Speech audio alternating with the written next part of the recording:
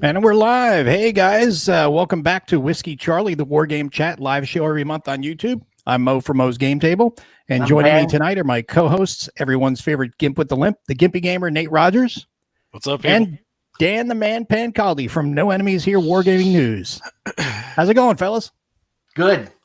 Just another glorious day in the Corps. Staying hard, staying motivated. There you go. Frosty. You know, I say that to my kid every night before he goes to sleep. I was like, what do you need to do? And he always looks at me. He's like, stay hard, stay motivated. Nice. Future That's Marine cool. right there. Hoorah. Training him young. Hey, that's why it's not just, training them for military service. It's just life. Yeah.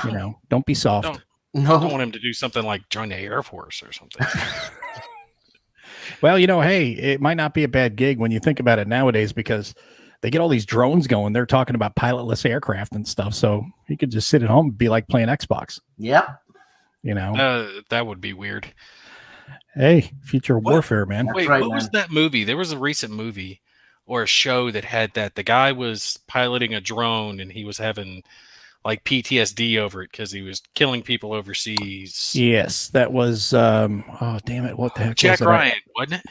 Was it Jack? No, it wasn't Jack Ryan. Ryan Jack or whatever it is. No, it wasn't the Jack Ryan show. I don't think it was somebody. I can't remember what it is, but I know what you're talking about. He was freaking out. And they were two pilots and they would exchange $1 every time they got a kill. Yeah. Yeah. And the one kind of freaked him out. That was Jack Ryan, wasn't it? I don't think it was Jack Ryan. I'm trying to remember what the heck it was. I don't know, man. I'm almost thinking it was that one with Billy Bob Thornton, Goliath, but I don't think it was that. But the subplot of that was he went over there and took all his winnings that he had won. He just went on a lucky run at the casino. He had all this money. He went over there and gave it to the family of the guy he killed because he was not a terrorist. Yeah, and remember though, there's that weird scene where he gets with the swinger couple. Yeah, that was strange. That was weird. It's like, okay, bang my wife, but I'm gonna beat the hell out of you afterwards. Like, okay, who gets off to that? I don't know. Not me. Definitely strange. Definitely very strange. But so how'd you guys' weekends go? Nate. It's been a busy couple of days actually. The wife got hurt. She might have to have knee surgery, so we're hoping that goes okay. Oh, that's right. I read about that. Yeah. So yeah, she's having some problems with that. We're trying to kind of take it easy on her, which again is why I'm running around at the last minute. So that's been keeping us busy. And then our little girl had some doctor's appointments, had some stuff, holding her down. So between that, it's been a busy time. I haven't been able to film as much as I usually do. But I just finished Agents of Mayhem, and it's kind of paused right now because they don't have the Solitaire expansion released just yet. Remember we had talked about that with Uva? Yeah. So when they release that, I'm going to film some more of it, show off some more stuff. How do you like the game, Nate? I like it. I mean, if you're into miniature skirmish stuff, yeah, Agent's great. I like the board game better than I like the video game. Really? Yeah. The mechanics of the game are solid. If you're into the miniature stuff, it does really well. It's got the 3D type terrain. And one of the points that I made about it was, all right, so if you do some miniature stuff, kind of like 40K, think 40K or Fallout, Legion, any of those games, you have to kind of create your own terrain or buy nice terrain. Well, with this game, you don't, because it's, the cardboard and it's just screwed together to make it a height, so you get the same principle, the multiple levels, the 3D terrain, without having to put in all the huge time investment involved with it. I kind of compared it to Core Space. So that's part of the reason I liked it. Core Space or Space Core? No, Core Space. Do you mean the one you had played previously? Yeah. That huge thing, right? Yeah, it's pretty big. I'm going to be filming that one actually again here very soon as well, because I got some more stuff coming with it. So I'm going to be, I don't know, I've been on a miniatures kick here recently. I've been hitting a lot of miniature stuff. That's my little guilty pleasure is the miniatures games. Well, there's nothing wrong with that. No. Whatever you enjoy the most, that's what you should pursue. What about you, Dan? I was quiet. I tried to do a bit of filming, but like today, I tried to do a bit of filming. I wanted to do some D-Day Dice and the expansions, which I think it's a real cool game. It's very simple. And this is for the Dice Tower. But no, what I did is I turned off my computer and I went to play Fallout on the PS4. There you go. Nice. Not 76, right? No, what's wrong with 76? I hear bad things about it, man. They didn't do very well with the release of that. They it didn't have anything that made the game Fallout. You know, if they had just made Fallout 4 and made it multiplayer, people probably would have been okay with that. But it was such a stripped down skeleton version of what Fallout is. And then they I keep getting this update. Lenovo keeps telling me shit. Like, stop. You guys don't hear that, do you? No. You hear a little ding sound, yeah. Yeah. Yeah. I don't know. It keeps doing it. Sorry about that. Well, that's Lenovo is all of them. They're all invasive. They're all like, take this, take this. Now, some of it is totally legit. Some of it's just a pain in the neck. This is the third update. I've been like XXX. Anyway, the 76, they just didn't do good with it. It had so many have you errors, played so the many 76? glitches. Yeah, I played it with And my brother. it's just multiplayer. Is that the thing? Yeah, that was the thing, is that it was the multiplayer version of Fallout. I don't know, they had so many scandals with it. There were so many bugs when it released, and then they had this collector's edition of the game that was supposed to come with all this stuff. I didn't get the collector's edition, but it was a like $200 version of the game, and you were supposed to get like this nice canvas bag with it. And instead of getting the bag, you got a nylon bag that was garbage. Really? Yeah, people were pissed off about that. And then they even did this special alcoholic drink that was supposed to come in this really awesome black glass Nuka Cola bottle. And instead, it was this plastic shell that they had just put on the outside. Yeah, you didn't hear about that one? No. Yeah, they had a lot of stuff where they had cut corners on what they advertised versus what they actually gave people. And people were pissed. I mean, the game's man. trying to recover Who's now. the company that did that again? Bethesda. Bethesda were just right. No, I've been a fan of Fallout since the third one. I didn't do the Fallout 1 or 2 when it's top down there. For some reason, I don't get into that. It wasn't Fallout. What? Did you ever play Wasteland? That's the original Fallout. No, that's right. And the guy was in Bethesda. He just went out and he's bringing Wasteland back again. Really? Yeah. Number 3 is getting ready to release later this year. Because they had Wasteland. I played Wasteland on the Apple IIe. That's how old that game is. I was going to say, you're showing your age there, Mo. Yeah, I show my age. It's older gray, but the Apple IIe, I played that on the Apple IIe, and I remember playing that and just like literally got into it one night. I think it was a Friday night. I started playing. I had dinner and I sat down and I started playing. Next thing you know, it's Sunday morning. Well, yeah, kind of. It was Saturday morning, and I'm like, holy crap, it's 11 o'clock in the morning. I've been playing for like 16 hours straight, and I didn't even think twice about it because I got so immersed in it. And that's when we talk about playing games now, as you get older and you have responsibilities and you just get older, you go, oh, I really, yearn for days of yesteryear where I could spend 3, 4, 5, 6, 8, 10 hours playing a game and not think anything of it. Now it's like 2 hours and I'm good, because that's about, I'm lucky if I get 2 hours, so not lucky if I get an hour. And Mo, you just got back from Consim, eh? Yeah, Consim World Expo here in I want to hear about that. Allen, Texas. It was Consim World Dallas, the first one ever, and it's also the 20th year anniversary for Consim World Tempe. So I made a joke in interview I had with John that'll be posted on my channel soon. I said, yeah, well, it's 20th anniversary of Consim Tempe. So at the 40th anniversary of Consim Tempe, it'll be 20th anniversary here in Allen, right? In Dallas. And he said, well, hopefully it will be, So I was like, wow, we'll be like older dudes here, and we'll be one of the senior guys here. So, but it was a lot of fun. It was a lot of fun, and it was it's a small, intimate convention. It's kind of like SD Historical Games Convention that Harold does. Intimate, like less than 150 people is about 120 or so. And that is a small convention. Well, that's the way a lot of war game conventions are. They run in the 120 to 150 range. Anything bigger, like Consim World Expo, they run in the 320 to 350 range. That's where they're up to about now. So, well, doesn't TPBC have something like a couple of thousand? Yeah. Well, it's different because you do have a massive war game presence, but you also have Euro games. So you're going to have a mix of both. So that also adds to the player count, although it's predominantly war games. Yeah, So I what's didn't gonna see a happen? whole lot of Euro stuff there Where at? at WBC. Holy Yeah, moly. it's there. Oh yeah, it's there. It's huge. Yeah, it's Now, definitely there. what's going to happen with the coronavirus thingy and these cons? Drink whiskey and you'll be good. No, It's nothing to worry about. well, there was residual effects at the con.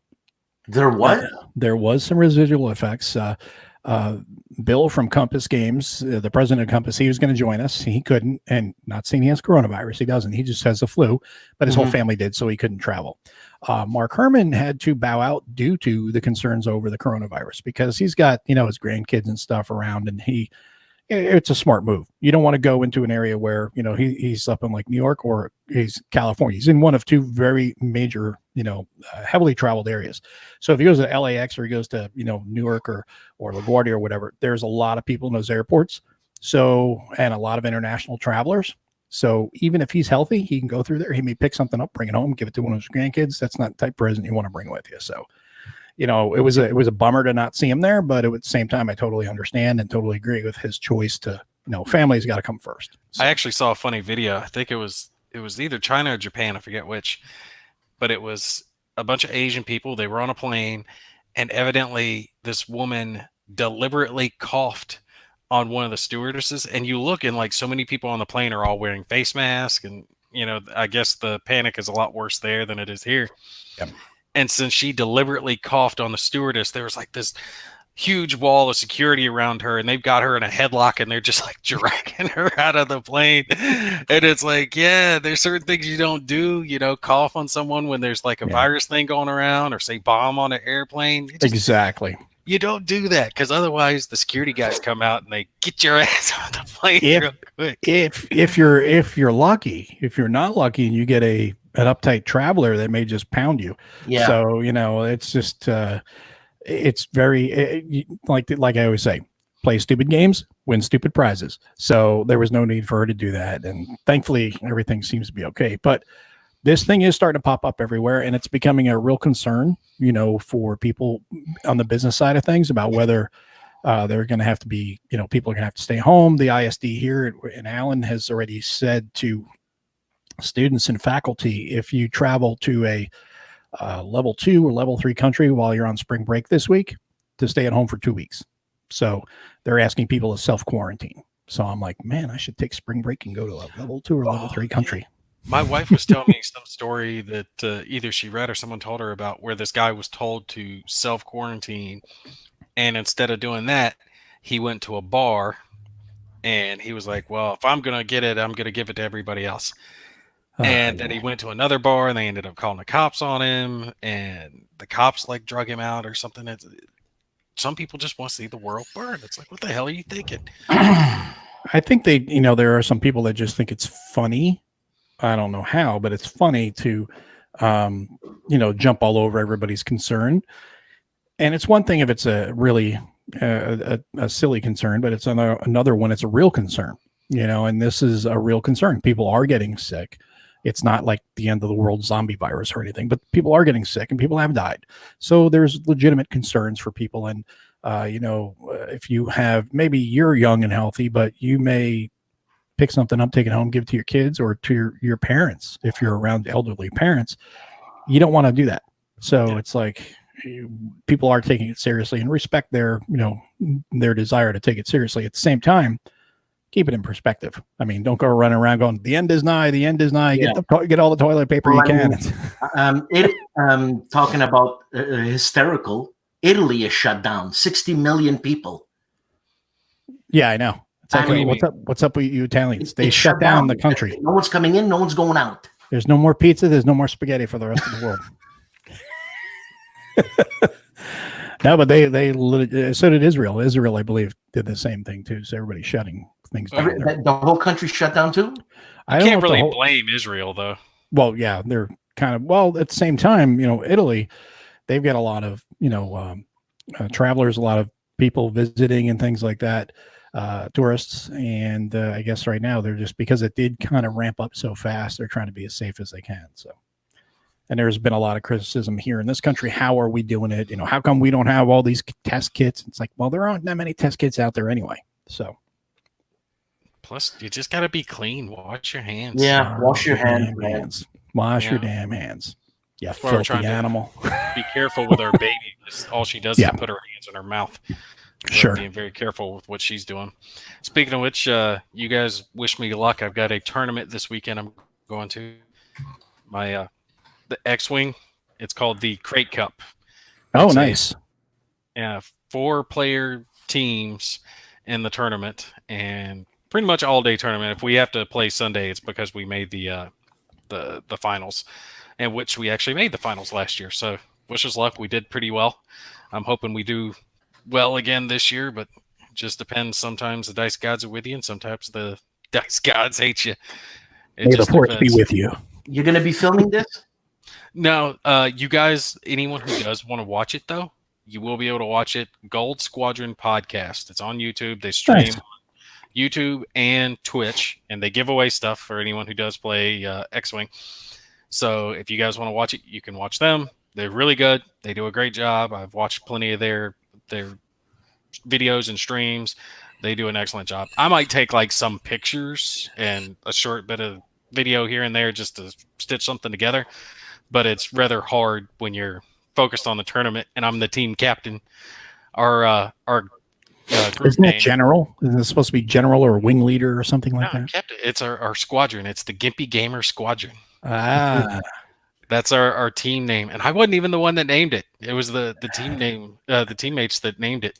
The first tournament we competed in, we all just grouped up, but we hadn't, picked anything. And I'm like, okay, well, who's going to be the captain? And they're like, oh, you're the captain, and we're going to call it the TheGimpyGamer Squadron for your channel. I'm like, sweet. All right. You know what everyone should do in solidarity for the tournament? They should all go with canes.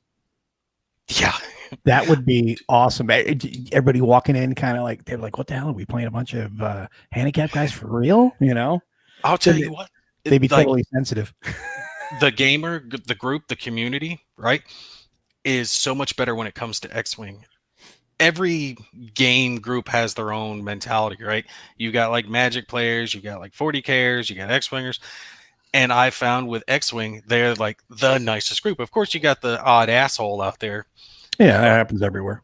Yeah, but they're far and few between. Last year when we played, I actually brought little gifts that I had made with a 3D printer for the people that I played. I found, if you give them a little something, it makes them nicer and more pleasant to play with. So I expected mine to be kind of the all-in-one. I had made deck boxes for the other guys. The funny part is that almost every team that showed up had a little something that they had brought. That's cool. Yeah, that they had brought for the other players. The OCX guys had brought a bunch of stuff. They've actually got a podcast that they do as well. You guys might know one of them is a wargamer, Mark Tippett. Nice. Do you know who I'm talking about? The name sounds vaguely familiar, but does he have a channel or? They do. I think he's just affiliated with OCX. Okay. But they've got a podcast, and I think they operate on YouTube as well. But yeah, good group of guys. They play there. A lot of groups play at the tournament. But great guys. They're all friendly, with the exception of that one that I made a video of because he was an asshole. Really? Yeah, go watch it. I made a video. It's called "Don't Be That Guy." Oh, it's on now? It's on my channel. It's been up for like a year. Wait till after the show, though. Don't watch it now. Yeah, We're going to laughing and all while we're doing this thing. Well, I tell the story of what happened, and the guy made some bad moves, and instead of just taking the loss on the chin and going on his way, he threw his templates and broke his templates and was kicking up a fuss. It's like, no, would you call that a template tantrum? Yeah, pretty much. The one that got me was the guy that I'm not trying to sidetrack us too much, but the guy who quit in the middle of a game, and he was the kid who's actually playing with us. He was only like 10 or 11 at the time. He's 14 now, so he's lost the baby face. Mm-hmm. He's my buddy's son, but it was great because when he was 10 or 11, he was really good at the game, but people will take it easy on him. They're like, oh, he's a kid. I'll go easy on him, and he just tear him up on the table. But the guy had lost, right? Or he was losing. And instead of finishing the game, he's like, yeah, screw this. And he picks up his stuff and he just storms off in the middle of the game. It's like, who quits on a game with like an 11-year-old? Like, what kind of person does that? Like, Tommy Template Tantrum. That's who does it. I got no words for something like that. It's a game, first of all. Yeah. The guy doesn't play anymore. No. He took his template and went home. But Joe posts here. He says, he runs prisoners all day in a Brooklyn courthouse. He's not worried, but a lot of his brethren are. So Joe stays safe. And, in New York City, that's a pretty large place with a lot of, people from all over the world. So definitely be safe. And also running those prisoners too. You're getting all walks of life there. So definitely be safe at all times. And hopefully everything this will just end up being something we laugh about, like Y2K. It's like, hey, we'll all have t-shirts. I survived coronavirus, Yeah. Or as I've been saying, the beer cold, but, or the beer virus. And then we have Joe asking, any cool new games at CSW? Yeah, talk to us, Mo. Talk to us. Well, we had, I played something new to me. A couple things. One was Front Toward Enemy. I don't know if any of you guys have played that at all. I've heard it, but I can't remember it off the top of my head. It's the tactical game from MMP, Vietnam. Oh, and, Front Towards Enemy. Yeah, Front Toward Enemy. Yeah, of course, yes. Yeah. Yeah, you know what's written on a claymore? Yeah. You mean like this game? That one. Yeah. I didn't hear you well. I should have called it Back to Friend instead of Front Toward Enemy, but yes. Or Back Towards Self. Yeah, it's the coronavirus meeting there, Ardwolf. If you have made it in, that means that you are okay. If not, drink whiskey, you'll be good. That's Dr. Mo saying that. But played that. That was the first game that we played of it in the con. First game I've played of it ever. And did the E&E scenario, which is the first one, Evade and Escape. Pretty cool. Is it a tactical game? Yeah, kind of like it's fire lock and load, or it's kind of like that, but a little different. But it's its own game, and Joe Chacon did it for MMP. And I like I said, played the first scenario, and it was just an escape and evade mission. You have 2 LERP teams and a LERP leader, and they're trying to get through NVA lines to get off the west side of the map. And NVA sets up first, and then the LERP team sets up. And, there's limits where you have to set up, and then you just basically try to punch a hole through and try to get out. Well, the key is moving through the jungle is tough, as you'd expect, but you can also go through trails. It's like road movement in any other game. The thing that at first I was kind of like, all right, well, how's this going to work? And then I had to know if he was going to be able to, just get right through the middle of me. But the way the terrain is, it kind of does hem you in, as you'd expect with jungle, because there's slopes and everything else. But by the end of it, we were playing it. We ended up I just kind of squeezed him down and then took him out. And as expected, I mean, he was totally outnumbered. He took the LERP team. I took the NVA. And I liked it, but at the same time, I'm like, I have some concerns with it because I think it's kind of cool, but it seems like you get these 2 giant, beautiful maps. And to move, it only comes with 2 maps. Well, you only need 2 maps. I mean, they're big. They're big maps for a tactical game. Think about it. Kind of like how old school tactical is. That one only came with 1 or 2 maps, right? Kinda, but it's kinda, but you're also going through jungle, so that limits your movement and things like that. So you're having to move around, and there's concealment stuff which I haven't gotten to yet. But my concerns about it are, if you are going to move and travel distance to get anywhere, you have to double time to get there quicker. When you double time, you exhaust your troops, and exhausting them doesn't make them ineffective. It just makes them less effective. So it's one of those things where I'm seeing it. It's like, wow, is this going to be one of those games where to get anywhere, you got to run your guy, exhaust him, spend a turn to unexhaust him or keep going. You can't double time him again, but you're going to have to like unexhaust him, every other turn or something like that. Double time him again. You're going to spend time, kind of almost wasting time to get somewhere just to get into contact. And that may change in other scenarios. I don't know, but that was my first impression of it. I was like, wow, there's a lot of room to traverse just on foot. Now there's also heliboard insertions, things like that. So that hopefully will alleviate that. But I did like what I saw, but at the same time, I was a little concerned saying, hey, this is the way it's going to be. You really got to, get right on top of each other because you're in jungle, as I'd expect. I have a lot of big long range engagements. So hopefully get to play it again here pretty soon and get a better feel for it. But don't have a negative opinion of it first. Just like I said, a little bit of just some concerns. I don't know if anybody in the audience has played it and if they've got any, opinions they want to share on it, experiences. You think is it because the rules are modular? Like you learn a certain mechanic, then you learn another mechanic, and you learn another mechanic. It's kind of like that. Like the first couple scenarios, you just get you into it, and right. I like that. I like that stepped approach because it makes it easier. You just throw it down and just ignore certain things. Just worry about this because it's not effective in that scenario. And it definitely, the thing I do like about it though is in that first scenario, it's evade and escape. It really does feel like evade and escape. You can feel the tension, even if the NVA guy, which I was, you're chasing them down. You do feel a little bit of tension there. I can only imagine what it's like for the American player. So it does have that, like I said, it is interesting. I want to revisit that scenario again and play some others as well. See if anybody sounds like an interesting game. I don't know. When it comes to the tactical ones, I don't know, I'm so focused on Lock and Load because I've had so much experience with it, and then Conflict of Heroes that I haven't branched out, I guess, as much as I probably should have to try other things. Strangely enough, I have a copy of the expansion for Old School Tactical, but I don't have the base game because someone, I forget, it was one of my subscribers had gotten, I think, a double copy of the expansion. And he's like, well, I didn't need it, so I thought I'd send it to you so you could cover it. And I'm like, well, I'll get the base game. I appreciate it, and I'll get the base game at some point. And I just haven't gotten around to getting the base game yet. But I need to get that because I did hear good things about Old School Tactical. I just haven't tried it yet. I mean, the maps are just incredible. Yeah.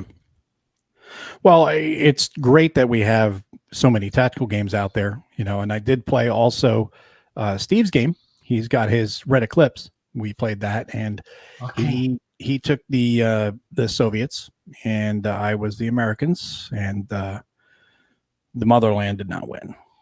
They got beat like rented mules. It was a lot of fun, but it was just a simple meeting engagement. You've all played that, right? Steve's game. No, I haven't. Oh, you didn't play at WBC?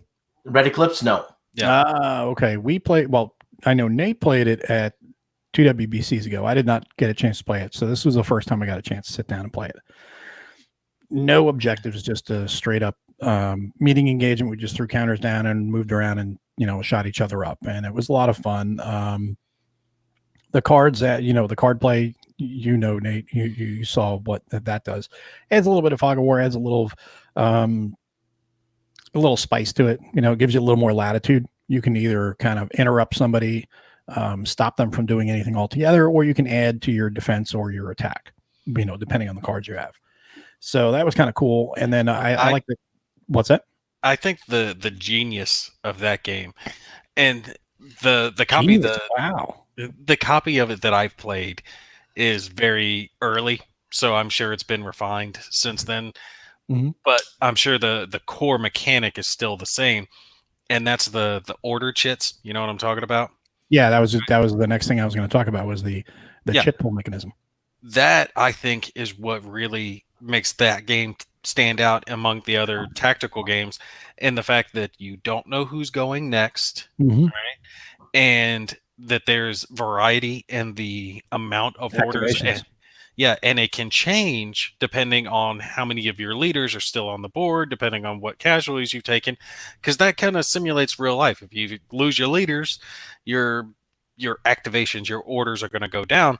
So I really like that mechanic. I think that works very well thematically when it comes to the game. Sure. Well, I think the game we played, it was like the Russians had like 2 or 3 chits, but they had larger numbers on them. The Americans had something like 4 or 5 chits, but they had smaller numbers on them. So the Americans might activate more often, but they're not doing as much when they do activate.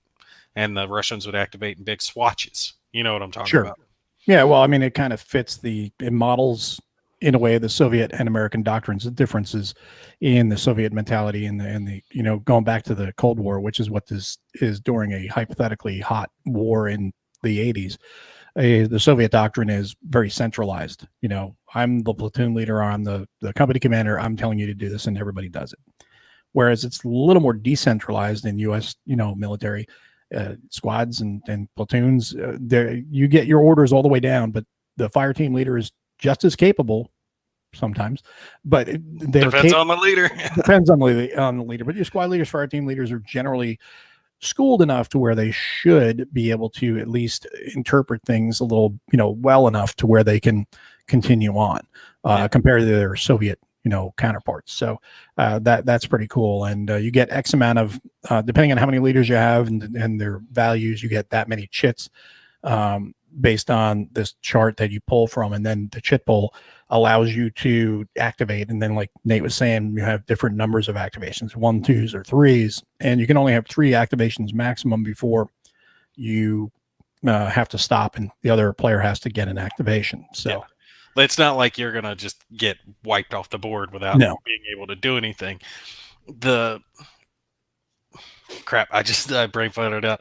The thing that got me with the game, shit, I'm sorry. My brain's not working. Keep talking for a second. Let me get my thought back. Mo, what other games did you play, man? So we did that, and then also I finally got a chance to play Next War Poland. We went right to the advanced game because me and the other guy who was playing Rich, we have played, the basic game, the base game, the basic rules, I guess you could say. We'd both been wanting to play the advanced rules, but haven't had time, haven't had a chance. And at the same time, it's best to learn with another player. So we did that. We set up and we were ambitious. We set up the whole thing. Oh, we're going to play, and we didn't get through the whole game because, the setup alone took a while. So that was, kind of and it was towards the end of the con. So we were a little tired, but we did get to go through the air phase, the SOF missions, everything. And I don't know if have either of you played in Next War series? No, I've got one. I haven't played it yet. I think I've actually got Next War Poland. Oh, you do have Poland? Okay. Because if you have been curious about it, anybody in the audience that's not played it has been curious. Next War India Pakistan is kind of like the Cuba Libre of Coin. Everybody says, "Oh, I've never played Coin." Like Dan over here is like, "I want to play Coin, but I'm afraid of it." It's like, well, no, try Cuba Libre. It's pretty straightforward. That's what everybody advises. It's the same thing here with the Next War series. It's a lot more manageable. It's smaller, easier to play. But the base game itself, the basic rules make for a damn fine game, a really good game. Then you get into the advanced rules. Then you start getting into the air war and allocating air assets for air superiority and strikes and, interceptions. And you have special forces teams that go on raids. They paint targets. It's pretty cool. And that's before you even get to the ground, side of things. So there's a lot to do. Time out for a second. I wanted to point out something. Sorry to interject, but Rough Swordsman Wargamer, I've watched some of his stuff. Like him, he just said hey in the comments. I like Rough. Yes, I'm sure you do. Hey, but yeah, just anyone who hasn't watched his stuff, go check him out. He does good stuff. He does great stuff. Welcome aboard, Rough Swordsman Wargamer. Where'd you come up with that name anyway? Post it in the chat. And I remembered what I was going to say earlier, so while he's typing, I'll tell you. Squirrel. One of the things that I liked about it was the fact that the solitaire gameplay works so well. Because some games, they might play well, but they're only going to play well with multiple players, right? With at least 2 players. And I'm always looking at it like, does it play well in the solitaire component? Yeah. And I think the Red Eclipse is going to do real well for solitaire play since you don't have the knowledge of who's going to, well, for the most part, you don't have the knowledge of who's going to go next and how much of it's going to activate. So even if you don't have a solitaire expansion, just that little bit alone, the chip pull mechanic, gives you enough to just two-hand it, play it by yourself, and have a good time with it. Similar to the Nations at War series, the World at War 85, the way the cards and the chits work for that. There you go. Well, I see Todd's joined us here. He may have been in here earlier and I missed, but Todd, question. Do you have the robe, aka smoking jacket on? I almost feel like we need to have like something like blazers or something. Look all if we bring him on the show sometime, we got to have like blazers. We got to dress up and like pipes and stuff. Like, oh yes, how are you, Dan? How are you today, Nate? Have we looked at it? You guys can see yourselves just like I can see myself. We're not the guys that do that. Oh yeah, well, I mean that's why webcams are a little blurry. Otherwise, we all have faces for radio. So, but yeah. So, if you have been curious about Next War, there's 4 games in the series now, and there's a 5th one on the way with Vietnam. And the coolest part about the Next War series is they have 2 supplements done, and there's a 3rd on the way. So it expands the game even further. The first supplement adds in cyber warfare, so you can add cyber into your advanced rules and stuff. And I think it's only in advanced rules. I may be wrong, but it's in the game. So you have. Are there hidden units, fog of war, stuff like that? No, everything is, at least to the best of my knowledge, there's no hidden units. You have to detect. So even if it's there, to be able to hit, you have to try to detect, before you can strike it. So I can see that you've got this unit over here, but I can't hit it with a missile or an airstrike. Well, a missile really, until I've detected it. So, okay, so it's kind of like the spotting mechanic. Kind of like that. Yeah, kind of like that. So there may be, Mitch may come up with some sort of, or may have one for the Marine War College that he's worked with for that, where he does have some sort of refereed or umpired, way of hiding, playing double blind. But as far as this goes, yeah, double blind, I think, for people playing, it might add a little more complexity, or time, I should say, so it works great the way it is. And, but you have cyber war. And then for the supplement 2, they've added in counterinsurgency. So the cool thing is you revisit the scenarios you've played in the other games, Korea, India, Pakistan, whatever. But now that battle is over. The scenario is done. Now you're dealing with the counterinsurgency after you've won the peace. Now you've got to fight and keep the peace. So I think that's pretty cool that you have a lot of aspects of all of these scenarios that you can explore. Yeah, I don't like fighting to keep the peace. It's always harder than just fighting. Yeah. Well, that's why it's in there, because it gives you another dimension of work, to work through. But the other thing that's cool about it is it shows that in a conventional war with any of the major, countries nowadays, I'm not talking about just dealing with the insurgencies and things like that. I'm talking about China, India, Pakistan, Russia, the United States, Germany, Canada is even in there. Dan, you'd like that. All of the nation's forces, once you get into these engagements, the attrition rate gets pretty high pretty fast, because we have really become very efficient at killing each other. So the weapons platforms that are in use today are pretty darn good, and they're used by pretty well trained people. So yeah, the attrition should be high in a very short period of time because of that, and then the game reflects that. I think Americans don't realize that we don't realize, the general public, I mean, the amount of casualties we would really incur if we were up against a significant force. Oh yeah, like Russia, China, something like that. Fighting in Iraq like I did, grand scheme of things for how long the war's gone on, we haven't lost that many. Was it like 3,500 or so roughly have been killed, and then however many wounded at this point. But if you compare that to like Vietnam with, what was it, 69,000 or so that were killed? Yeah, 58. We don't lose near as many as we did in prior wars. The equipment's so much better. Yeah. The body armor, protection, all this stuff. But if you're fighting an insurgent group or lower class army that doesn't have that type of equipment, you're not going to incur those type of casualties. But if we really were to go to war with a nation that actually has close to what we're bringing to the table, it would blow Americans' mind, the amount of casualties that would actually be. Oh yeah, I think it would horrify everybody, because the efficiency of modern weapons platforms is absolutely. Yeah. So Todd did say that he has donned the robe, and the robe compels you, which is actually a nice segue into a little tribute to Max von Sydow. The power of the robe compels you. Anybody gets that reference? Great actor. Nobody gets that reference? I don't get it. Am I too young? Have you not seen The Exorcist? I've seen it, the power of Christ compels you.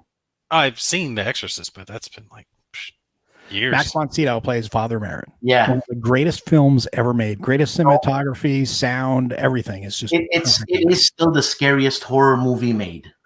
It's just a great story. I mean, great film. the filmmaking is just, amazing on that, and stands the test of time. It's from 73, and here we are, nearly 50 years later, and it's still just an amazing, piece of cinema. So there's a comment by Mark Russell. He says, thanks for introducing him to Red Menace. Have you guys played this? Do you know about this game? Not yet, but I wanted to. I did see you talking about that, and that did pique my interest. So I want to check that one out. It's just a fun game. It's like the Russians spawn. They're spawning here, and where have you located your Air Force to go? Is it there? I think it's a real fun game. It's a solo game. Who's it from? It's the company. Game Crafter, isn't it? Well, yeah, I think he's self-published by Game Crafters. The guy, the designer is Brent Ward. Nice. And I mean, Gimpy, you're into solo games. This is a nice light solo game, man. It's I'm not going to say beer and pretzels there, but it's nice. It's not too fiddly at all. I have to take a look at it. I haven't been able to buy too many here recently. Gaming funds have been low, but the next month I'll take a look and see if I can squeeze a few extra funds to get it. That is the plan, Todd, to have Mitch on here sometime after Gimpy plays Next War. So in about 5 years. What's that? I can't tell you how many things. You guys might not get this because I'm not saying bad way, but you don't do the playthroughs that I do, right? Like you do news, you do unboxings. I mean, I don't do the playthroughs. I do the playthroughs. Very rarely do I do a playthrough that is a playthrough that I decided to do. Really? Yeah, most of the time the playthroughs that I'm doing are ones that someone has sent me and wants me to cover. Like that, I would say that's 80% of the ones that I'm doing. So what happens, Nate, if you're playing a game that you don't like, man? I'd say what I don't like about the game. Yeah. I don't know. I wouldn't want to invest that amount of time into something I don't like to do. You know what I mean? I have more free time to dedicate to this than most do. And the big thing that, like I said, started me into it is when I was first looking into wargaming, I couldn't find many videos that actually showed the game itself. And that's what I wanted to see. So that's why I started doing it, because I wanted to see the game in action. So I'm not doing anyone a favor if I start playing the game and go, I don't like it, so I'm just going to stop. I got to play it at least to a portion. And very rarely do I play the game the entire way through, just because that would take 30 or 40 videos. I don't have that amount of time to dedicate to it. But I'll try to put at least 5 videos into it or so, just depending on the length of the game, to cover the majority, the basic gist of the game. So someone could look at it and say, well, this is for me, or this isn't for me. It depends on it. And there have been games that I've played that haven't really struck me as something I like, but it might just be not for me. And I've told other people before, like there was one, I'm not going to name the company specifically off the top of my head, but I liked most of their stuff, but I didn't like this one game. And I told people the truth. This one isn't one of my favorites of theirs, but if you're into lighter stuff and you don't want as much complexity in your games, you want more of a family type game, this one could be for you. If you want something deeper, then I would probably skip this one. I'm honest with people about it. Sure. Right. You gotta be. I just don't see myself putting in the effort into like doing it. I just can't. I'm personally, I can't. I gotta like what I'm doing. If I don't like it, wow. I think you need to learn how to express your feelings a little better, Dan, because I think you're repressing your emotions there. No, it's just I can't. It's because he's Canadian. They don't yell and cuss at each other. He's our angry Canadian. He's our resident angry Canadian, as we joke about. And speaking about Market. Yeah, he says these vids are a little slice of war game goodness, and thank you, Robert. We really appreciate that. And then he went right into, some Canadian stuff there, talking about Strange Brew, eh? Marks of beauty, eh? Yes, we say A. I say A all the time, but it's not in the accent that you're saying it, Mo. That's way more East Coast. I was going to say that's either further East Coast or that's way further East Coast. Yeah, way further east. Yeah. So what are you? Are you West Coast? No, Are you West Coast? I'm East Coast, but He's there's more. Montreal. There's more East happening. You know. Yeah, he's the Quebec speak is different. That's like they say they don't say another or mother. They say mutter, another. They almost sound like. Do you not say that? It almost sounds like New York City, like toity toit and toit. You know, it's like that. You know, you got the another thing. Let me tell you another thing, eh? You know, again, you gotta come down to Montreal to. It's like you're in Europe. I don't think Canadians would like me, man. I don't go very many places without a gun, and I think Canada frowns on that. Yeah. You know, you gotta be prepared for whatever could happen. So. Mo knows how it is. So Todd says he watched The Exorcist for the first time by himself in a dark apartment. Very bad decision. Flipping freaking out. Todd, what's the matter with you, man? That's a great movie. No, that I want to watch it with my daughter, and my daughter's like, no way. She can't even look at a picture of Linda Blair's eyeballs popping out. It's not even the effects, which are fantastic. One of the scariest scenes that always gets everybody, and I think it's genius how it was done.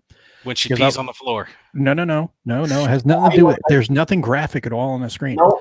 It's the scene after Father Karras goes in and records Linda Blair, and she's speaking in English backwards, and she's just talking blah blah blah, you know, growling and stuff like that. He's listening to this thing after the linguist had, you know, spun it around and played it, recorded it for him forward, and you hear all these different voices saying, let her die, fear the priest, all these other things that are being said. It's kind of mishmashed together, and he's listening to it on the tape, and he's bent over listening to it, and all of a sudden, and this was, you know, set this way by the sound guy, the phone rings, and it is super loud. You know, it was, and when it doesn't matter the volume you have on a TV, that thing just boom, and it makes everybody go, oh, like that, because it builds that tension, and boom, it just pops you with that, and you're like, holy crap. Man. The original jump scare. Yes, it was just, and it was brilliantly done, and there's a lot of things like that. Plus, if you ever watch a documentary on the movie, how he got away, Billy Friedman got away with stuff that today would have got him locked up. Oh, for sure. I mean, I didn't see the director's cut, and I've heard that they do something with the crucifix. Oh no! Well, that's in the regular thing too, but that's not in the TV version, obviously. But it's in the regular theatrical version. But it was the stuff he did with the actors to get them into character. You know, he used to do stuff like keep them on their toes all the time, like freaking them out. And one of the things he used to do, I think he did it to Ellen Burstyn several times. She got really mad. He would go up to her to try to get her, you know, acting all harried because she's the mother of, you know, she's Chris McNeil, the mother of Reagan. And she's supposed to be freaked out. Her kid's possessed, you know. So he'd talk to, you know, he'd kind of have her on edge all the time. And he'd say, oh, yeah, hey, Ellen, let's look at this page 2. And as he's talking to her about the script, behind her head, he'd pull out a freaking starting gun. And he'd shoot off one of those blanks to make her jump. Well, he was putting her into that tense mode, you know, and then to get the most out of that he could out of his actors on screen, and it really did show, you know. And I'm not saying it's a good thing or a bad thing to do that. I'm just saying the lengths he went to. It's pretty cool, you know. So when you look at a movie like that and you look into the background of it, it's kind of fascinating, I think. Whiskey Charlie now with more movies. Mark Russell, you're a friendly Canadian. You said you're Central Ontario. Mark, are you going to be going to the convention? I forget the name of the convention in Ontario or in Ottawa. Oh my God! Can you guys have conventions in Canada? I mean, do you have enough people to actually constitute a convention? Maybe if you bring them in from everywhere. Well, our conventions are not. Nothing compared to WBC. I'd love to have a convention like WBC. Nothing like Origins. I don't think I'd want to do an Origins because no. I mean, 50,000 people, man. Really? You know, it's a Rolling Stones concert. 70. Yeah. So no, I couldn't do that. Origins or what's the other one called? You're talking about the one Essen. Gen Con. Oh. As well. Both of those are so big now that I couldn't do it. I mean, I'd get knocked down by so many of the people there. It's just not like a friendly, easygoing atmosphere, and that's what I'm looking for. And And it's no WBC is friendly. You got space to walk around. Yeah. Which is There, why you should I come, can't Dan. even imagine. I can't even imagine. And the one in Essen, what's it called? Maple The Leafs. Spiel something. There's over 100,000 people. Like what? Yeah, but it's the UK. It doesn't count. Maple No, Leaf no, Stanley Essen Cup in Germany. parade. Essen's where? In Germany. Oh, Yeah, it's I in was Germany. thinking that was the UK. Oh, Essen. never mind. Essen. I retract my previous statement. 100,000 people. Yeah. That's still too many, man. I couldn't do it. No, yeah, you're kidding. I don't like that. I enjoy. I'm too old for that. Mark's gonna go to Toronto for gotta say it in the proper Canadian say breakout. He's gonna go to the breakout con. I forget what it's called. Oh my God. I know Gilbert Collins goes there. He's been going there since 1972. Yes, there was the Death Ride Normandy was there at CSW Texas. Have you guys played that Death Ride? No. I saw. I it. so I want saw to it. try that because it looks like high end, like really chromy, something that I could dig my Who teeth in. who designed that and who's publishing it? Shit, I can't remember. Grognard Sims. Yeah, Oh that's my it. God. Yeah, it is. But it's expensive, and I can't decide There's if I a want to reason pull the why it's trigger on it. expensive. It is expensive. It's there's a lot of stuff, and there's a lot of rules and a lot of time you'd have to invest to play the game. Now, I think that is probably the guys who play that and play the Death Ride series. I think they probably put ASL guys to shame. Because I think that is playing that game, once you get into it, that is kind of a lifestyle game. Well, see, that's Because part there's of so the much reason to it. I want to cover it, because it does look deep. It does look interesting. Yeah. And I've tried to look up to find some other videos or information on it, and there really just isn't very much, and I figure I can't be the only one out there who'd like to see a more in-depth playthrough of the game. So I'd like to do it, but I'm just like, I can't justify that much. There's Kevin Sharp who's been doing it on and off on the big board. Yeah. I haven't seen it on his. I must have missed that he was covering it. And I'm assuming that's the game because No, Jaws of Victory, I think, is what you're thinking of. no. No, he did mention something about that's right. He did Right. talk about Death Ride. Yeah. I'll have to take a look. I haven't looked at it in a hot minute to see if he did it. You want to talk about some rules? I bought this. This is from 1987. How much you pay for that? I paid 250 pennies. No, it was $25. Nice. So it was what, $750 Canadian? We got to make Canadian jokes here. Sorry, guys. But and we love you Canadians. Dan knows how much I love Canadians. I'm a hockey guy, so. But we've got. You want to talk about rules? You have this one is the base rules are 64 pages or something like that. 64 pages, and then you have the intervention games, which is another 40. Then you have a 40 some odd page scenario book. So there's plenty to read in this one. That actually reminds me that I've been thinking about covering something older here recently if I get a little time, and it's one of the ones that I got when I first got into the hobby of that game by Victory. What was it? I think it was Victory Games. Carrier. Yeah. Yep. You know what I'm talking about? Yep. That's a solo game. Yeah. Yeah. And Roy, thanks for that. I did get this at CSW Expo. This is War Diary. If you guys don't know about the War Diary magazine, it is a fantastic magazine. Go check it out. War Game magazine, obviously. Does it come with a little game? Does not. But if you buy it, I'm pretty sure, if memory serves me correct, Roy can correct me on this. When you buy it through Lock and Load, you will get a free Battles on Demand game. So there you go. Sounds like a plan. And then Steve says Death Ride is just core level Panzer Blitz. I've got Panzer Blitz. I got a few of the Panzer Blitz. I got Panzer Leader, but I don't have Panzer Blitz. Well, we'll let Robert start this off. What's happening on the big board, Dan? I'll tell you what's happening on the big board. You gotta get quick, man. You gotta be quick. It's a live show. And then Robert joins in and says Carrier was Victory Games. So yeah, I've been thinking about just jumping on covering something a little bit older. Like I said, I don't get to decide very often what I cover. Usually, it's the designers and publishers who are deciding what I cover. But what do you got? What do you got, Gimpy, as games, older games? Oh, a lot. Like I said, carriers on there. Damn, I'd have to do. You got any Avalon Hill?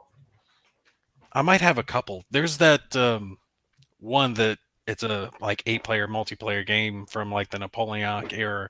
What's it called? Like Empires or something like that, or Napoleonics don't. No, I'm not sure on Napoleonics, to be honest with you. That is one of those ones that is like. I know that's sacrilege to some, but. And actually, I'll show you guys this. Hold on, you'll talk while I grab it. You know, do you This have is another one of the games that I got at CSW Expo. You know, I don't know. I love that game. Second edition. I've never gotten it, so I figured I'd pick up a copy. I just enjoy the simplicity of it. Last Blitzkrieg. Oh, yeah. Last Blitzkrieg. That was actually the last thing that I got from the Board Gamer Pay It Forward. Nice. They did their Christmas giveaway, remember? And then the group shut down right after that. Mm-hmm.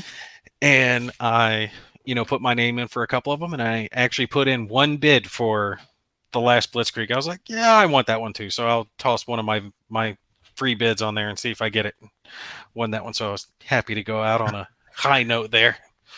And Dan didn't remember what it was. Robert, correct. Got Gimpy, it. how does that work? This Pay It Forward stuff. Oh, that's over. That group shut down, dude. But I mean, how does that work? Like what? You buy a game for somebody, and you hope someone buys a game. No, it was great when it was going strong. I got a bunch of games from that place. So you would take and someone would offer up a game as an auction, right? And you would bid on it, and you would just say dibs, and say 10 people dibbed on it. They would do a roll off. Whoever won, they would let that person know, hey, you won. They would have 3 days from winning. At that point, they would have to put up a new game within those 3 days, or not a new game, but one of their games of equal value, roughly, to offer up. So you win one, you give one. But let's say I don't want to give any of my games. I like my games. Well, then you don't dib. That's the way it works. And there were a few people who did that shit too, that dirty shit, where they would dib on something, win it, and then, not return the favor. Not yeah, no, that's not cool. No, you got an older game we could play, maybe at WBC. Being that we'd need that much time to be able to play it. Isn't that a really difficult game? Enrico Viglino. It's a long game. Callendale just did a playthrough. I think he's still playing it. It's been 2 years. Sounds Steve about right. Fire in arms. You are right, Steve. And then this was the last one I got at CSW Dallas. No, this is White Dog. They fell like stones. Before you go off over it, that the Vietnam one that Mo was just showing there, the new version of that, I'm hoping they corrected it. I do believe they sent out stuff to correct the problems they had with that, but there were a lot of errors off the new version. Like my review on that game. What new version? That one. Oh, you're thinking Hearts and Minds. Hearts and Minds, yeah. Isn't that the old version of Hearts and Minds? No. This is Vietnam 65-75. That's totally different. Yeah. I thought it was like the prequel, or not prequel, but like the first version of that one. No, Am I thinking of a different one? You're thinking of a different one, yeah. Sorry. That's all right. Yeah, regardless, yeah, the newest version was not rated high by me. And one of the cool things, well, I do remember you talking about that. There were some issues with cards and some counters. They did correct cards those, and though. counters. Yeah. And then the solo rules are kind of a mess. Well, it wasn't just that. There were so many things that could have been alleviated for just ease of play had it been put on a player aid instead of left in a rule book, because nobody wants to have the rule book sitting out on the table. If you need that information, it needs to be on a player aid or on the board. And that's what showed me that the solitaire version was not play tested, not before they, shipped it. And I'm not trying to hate on the company, but that's an easy fix. If you just try it out, you could see this is a pain in the ass. We need to put this on play raid. No, but it is. But whatever. Joe says his Dawn of the Zeds is his biggest rule book, maybe 30 pages now. I'm Third going to edition. guess that he has the second edition, not the third edition, because the third edition has like 3 rule books or something. Yeah. How could it be 3 rule books? There's not that much. Because they break down all the steps and all the expansions, everything. I don't know. Too much. I think that was too much stuff for nothing, man. You know, Really? I really enjoyed the second edition a lot. Yeah. You know, I love Herman's games, and I really like that one. They came out with the third one. There's too much bling in it for no reason, man. You know, A lot of people like bling.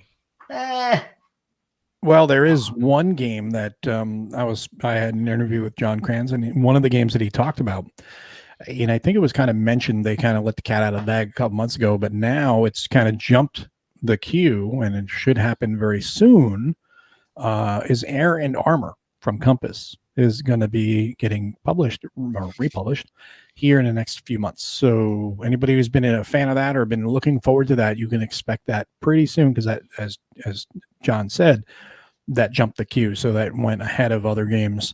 It went ahead of where it was supposed to be in the queue. So hopefully by summertime, maybe, I'm going to guess. Oh, wait. I just got the Battle of the Bulge, John Butterfield today. Really? Yeah. Was that a By Kickstarter? John Butterfield. Yeah, it's remember the old he did a digital game, Shenandoah. It's that game ported over to a board game. And you know, it's funny. Sometimes Compass, in terms of quality, it's like but this one here, boom, mounted map, super thick counters, really the player aids. I'm impressed. I'll tell you, they have. I'll give them props for it. Their newer stuff has stepped it up as far as component quality has gone up. The mounted stuff, the counters, the player aids, everything is a step up from what they used to put out. Like the game Silent Victory, I think it is. I have is by Compass Games, and I really like the game. That's by Which Compass one? Games. Silent Victory, not the Silent Hunters. Victory. I thought you were Hunters. Yeah. No, Silent Victory. You're right. Not the Hunter, Silent Victory. Yeah. And I really like the game itself, but the components, I'm like, I would have liked better components. I like miniature subs. And Roy's irritate me down there talking about the Tokyo Express. I had a chance to get that game and did not pull the trigger, and ended up selling for something like $38 on eBay. I was so pissed I didn't pull the trigger on that, because I'm looking at it now, and every time I've just tried to pull it up out of curiosity, it's something like $120, $150 to find a copy of that game. So if they're coming out with a new version, I would very much be happy about that. Well, there you go. Quarterdeck will be putting out a new edition, and you'll be able to get the new edition. And Joe says he has Zed's second and third. His third is autographed by Herman Levin. I just felt like bragging. So Dan, there you go. I don't want to one up Joe, so I'm gonna just. Play, but I play with Herman, right? That's what you were gonna say. I played Dawn of the Zeds with Herman. No. So there, put that in your trophy case. But it's funny though, because when I went to WBC, I brought all my rule books, Mark Herman, John Butterfield, anybody I had, sign it, please sign it. It makes me happy, man. I didn't even think about doing that. I should have got a few signatures. Hey, yeah, I'm a fanboy. Wait till I see you, Gimpy. Holy moly. Yeah. It was kind of touching to me, when I went there, and I actually had people coming up and who were acting, excited to meet me, and I'm like, wow, that's cool. I know, that's cool. Hey, you do good stuff, man. I mean, I watch your videos. I'm sure I'm not the only one. So it's much appreciated. And you play games you don't even like, man. So. Like I said, though, the funny part is more people recognize the wife than recognize me. Well, for obvious reasons. Yeah. Well, at the time, I hadn't been on camera as much. She had been on camera a lot. Now I've been on camera all the time, so everyone knows what I look like. And everybody's reaction when he came on camera was, "Oh." Yeah. And then I grew the beard. Yeah. No. Cover up the ugly. Oh man. But the one of the things I did want to talk about real briefly, we were talking about games. You don't like games, you review stuff like that. I just did a preview of Dog Sector, which is a White Dog Games. And that's a solo game, Normandy landing, and a lot of people were seeming, to be pretty excited about that, have seen the video. And, like the idea that, it's a Normandy landing. It's a pretty light game. It's a beer and pretzels game. And it's not D-Day to Omaha, which is more involved and pretty, unmerciful. Brutal. Yeah, it's pretty brutal, as are all the D-Day games. But EWO, they still need to correct. But Dog Sector, yeah, I'm fine with beer and pretzel games, but I just didn't like it that much because it felt like it was just dice rolling nonstop. And, that kind of took me out of it. And there's really no decisions to make. I mean, there are some, but that sounds kind of like D-Day dice. Don't say nothing bad about D-Day dice. I heard people were upset about the Kickstarter. Why? About D-Day dice? Yeah. Why? I can't remember why. Maybe it released late or it was delayed or something. You know what? It's the only war game that my wife and I play, man. So it's dear to my heart. You know what I'm saying? I feel you. I was thinking I should have backed it, but I ended up not backing that one. Man, and I'm sorry, I didn't mean to interrupt you though, Mo. Oh, sorry, Mo. No. Keep going. I mean, this is live. This is what we do. We interject and talk and sidetrack each other. They've expanded on D-Day dice. It's not just D-Day dice. It's not just getting off at Omaha Beach or whatever. Okay, there's an expansion where you're on the boats getting to the beach. So instead of having the scenario tell you got 4 hearts or whatever, 4 life and courage, this and that, well, you start off with all the courage and everything, but then you get bombarded, man, as you're coming, and whatever you're left with, that's what you do. When you get off on the beach, that's what you got. So there's a realistic, thing about it. And now, once you're on the beach, you do the whole thing, and you get into the bunker. Yeah. You get a postcard? No, man. It's a game. Hold on. Let's see. He's holding up his little D-Day dice thing. Inside the bunker. That's cute, man. So when you get into the bunker, you gotta fight the Fallschirmjäger or I don't know, Fallschirmjägers, whatever. Now that I think about it, I think it wasn't D-Day dice. I think it was, what was it, Deep Space D6 or whatever. Oh, Deep Space D6. Yeah. Well, you didn't like that? No, I think that's the one that was running behind or not delivering. Okay. Because that was a decent little dice placement game. It was fun. But going back to Dog Sector for a moment, it's a beautiful map. I mean, it really looks nice. Good components. You see it in the video, but I don't know. I felt I wasn't as blown away. I know some people really enjoy it, and that's fine. I'm not saying it's a bad game. Just like Gimpy was saying before, this wasn't for me. It just felt like a little too much dice rolling for what it was. And after the setup, which isn't tough, but you got to put all these pieces out and you're playing, and I'm like, all right, I'm just rolling and guys are dying. It's kind of like, I know some people may put some hate on me for this, but I know Dan will probably get mad, but I can't recall the name of the game. Herman's game. It was one of Herman's games. It was the Civil Herman War or game. Herman Levin? No, Herman Levin. It was the one with the Civil War. I can't remember, where you're trying to get across the field. Oh, the solo game. A magnificent. Yes, in magnificent style. Yeah, played that like a couple times, and well, that's what Crowbar is. The mechanics. Yeah, I just, it didn't do much for me. Crowbar is the one by What's Its Games? Flying Pig. Flying Pig game. It's a Herman game. Yeah. And it was just, I don't know, I just kind of felt a little let down. Not let down like it was a bad game. It wasn't for me. Just kind of like Dog Sector, not for me. Other people love it, and that's great. I mean, everyone loves different games, And it's funny. I don't know about you guys, but I'm sure a lot of people feel this way. Once you get to meet the designer like Mark Herman or Herman Letman, you seem to like the game just a little bit more. It's just Oh, Well, yeah. that's what I told David all the time, that I think it's smart that he surrounds himself with YouTubers and reviewers, because it's much harder to be brutally honest if you don't like something, if you like the person and Absolutely. you don't want to hurt them. No. And like I said, it doesn't mean that you won't be honest about it, but you might not tear him a new asshole either. Well, You you know. shouldn't be. I mean, that goes back to the whole, reviewer discussion we've had in the past, and other people have had it too. It's like there's a level of decorum that you should have. I mean, if you just want to be a jerk, just to be a jerk and rip someone a new one, it's like, you know what, it's going to come back on you someday. And if the game is really a total piece of garbage, sure. I mean, if they have screwed the pooch on it, the rulebook's a mess, the counters are jacked up, the maps are screwed up, the game is just terrible. By all means, be brutally honest. Do you have one that fits that category, Dan? Brave Little Belgium. There was a reviewer that shall remain unnamed, who reviewed this, and they didn't like it.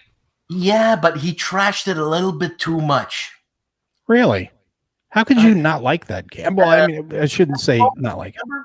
It's not for everybody. What? We were talking about the person who trashed this game. I don't recall who trashed it. Yes. You were saying something. Someone trashed it real bad on Twitter, and that's when I checked it out, and it was like, holy cow, man. I'm trying to remember. I liked Brave Little Belgium. Yeah. Oh no, I like the game. And I mean, when you get to meet Ryan and Dave. Oh yeah, they're great guys. They're super guys. So you like the game even more. But this person who shall remain unnamed, man, destroyed it. It's one of those games. It's not going to be for everybody. Some people will like it. Some people won't. I think it's a lighter war game, but everyone doesn't want ASL. No, I don't want ASL because I know I'm one of those. I'm an addictive. I've got addictive personality, so I would probably buy everything in ASL, and I spend millions of dollars. Well, then never get into X-Wing. Seriously? Never get into X-Wing. You'll be like me. You'll buy a bunch of X-Wing and it'll just sit in the closet because I've not played it. I bought that and I bought Armada too, and I just never had a chance. Oh no, yeah, no. That's my new houndstooth. Yeah, no. Dan he messaged me because I had asked him a question. Who was it? And he says, "Oh, and that's why he's doing the whole." And I was like, "Oh, well." What is he pointing at me? It wasn't me. No, it wasn't you. It was nobody.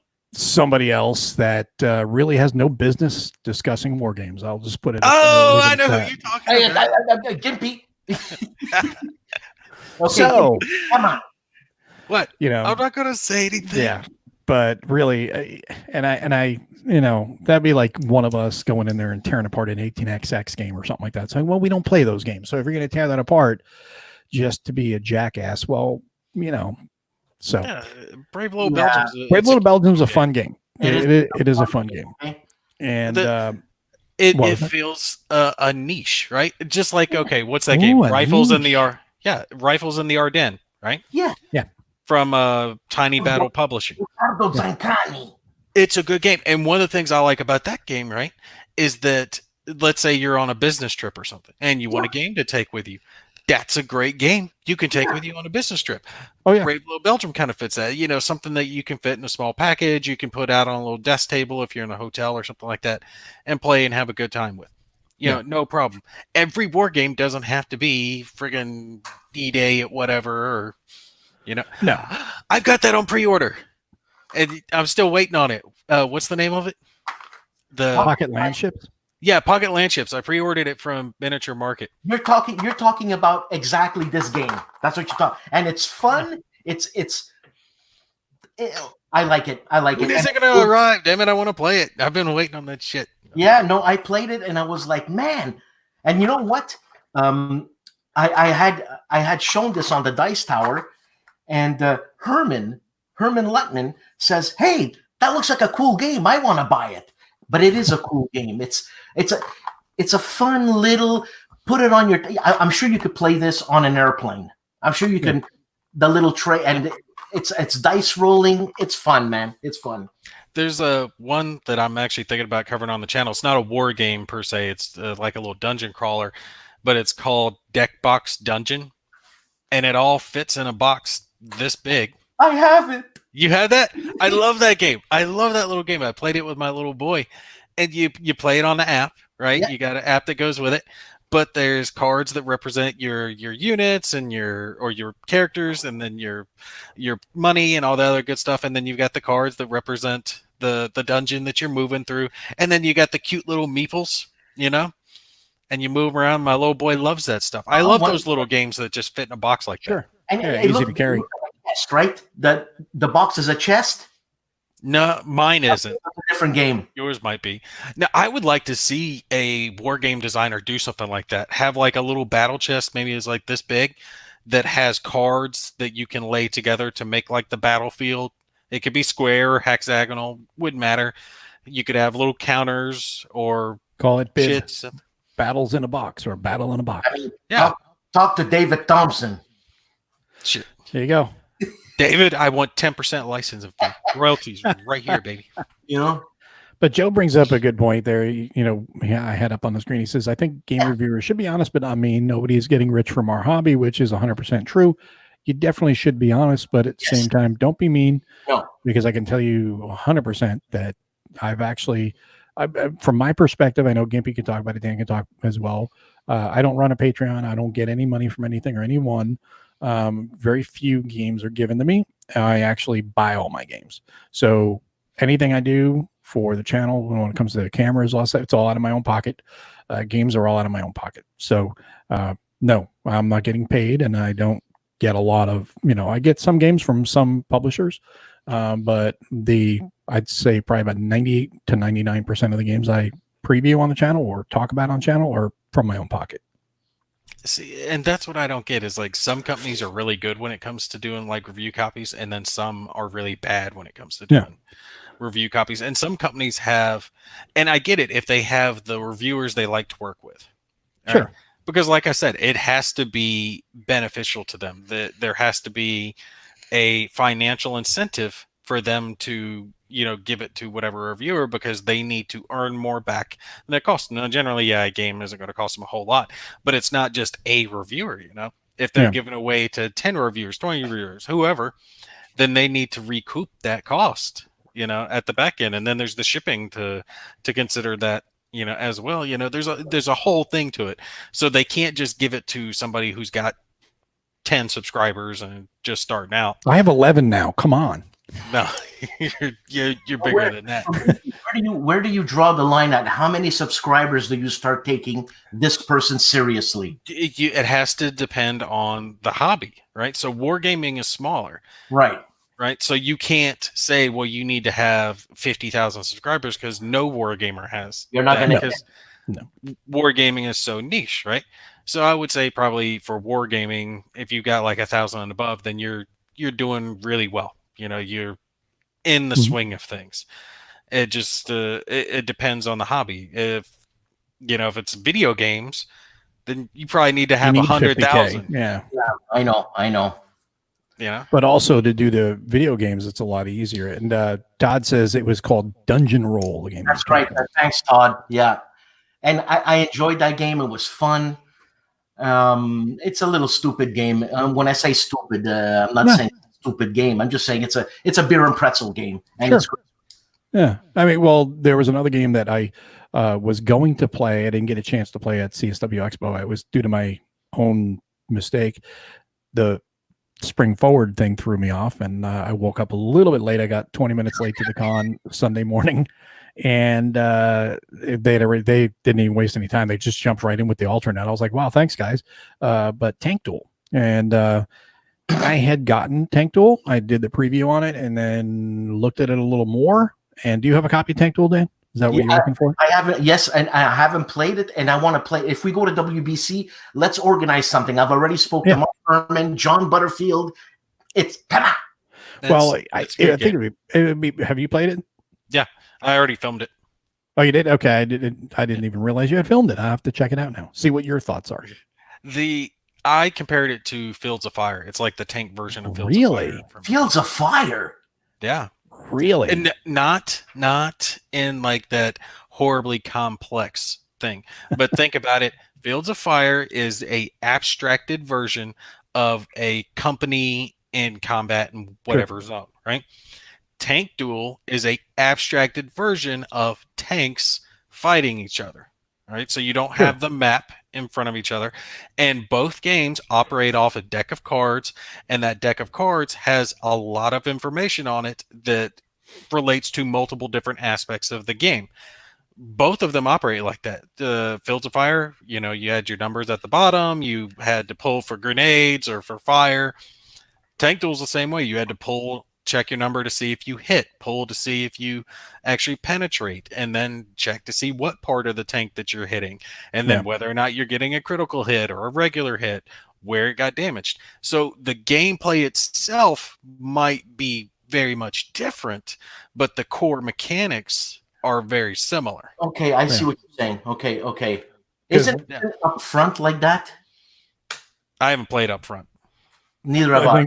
Yeah. Well, the thing my impression of it after I kind of sat down with it and I went through the playbook stuff, and I was like, okay, for solitaire, which is primarily what I'm going to play, why I would have a copy of it, it just seemed too unwieldy, too many cards, too much, it takes up a lot of space for, what I considered little return in comparison. So I ended up selling my copy.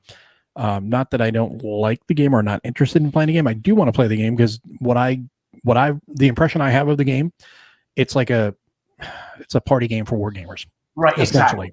Exactly.